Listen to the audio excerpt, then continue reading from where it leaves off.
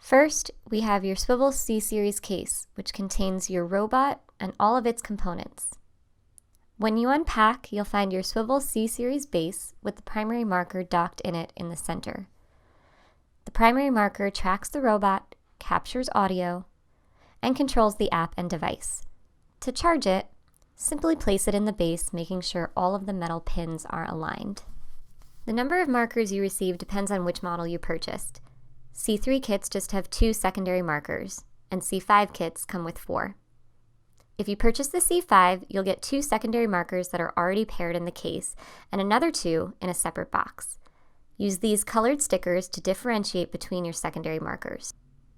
You'll also receive a neck lanyard and clip for your primary marker, and then shorter wrist lanyards for your secondary markers. For more instructions on how to attach a lanyard to a marker, watch our video tutorial on swivl.com/setup. Shims are responsible for keeping your mobile device secure in the robot grip.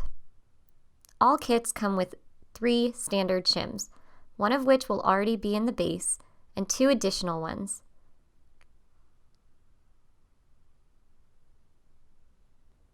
To switch shims, push the grip all the way to the left and replace the shim inside with one that best fits your device. Then slide the grip back into the base, pushing all the way to the right. Next is power and charging. This is the Swivl robot's base charging cable. You'll also receive the 4-port USB charging block, which allows you to charge everything at once. And if you're using Swivl internationally, we also provide compatible adapters. Finally, the secondary markers can be charged using this cable. You'll receive 2 if you have a C5 kit. The last components are the cables that are required to connect your Swivl to your mobile device. Use the Lightning cable for iOS and the micro USB cable for Android. If you have a newer Android device, you may need the Type-C adapter, which we sell on our store. Not all Android devices are compatible, so check our Android compatibility article on swivl.com/setup.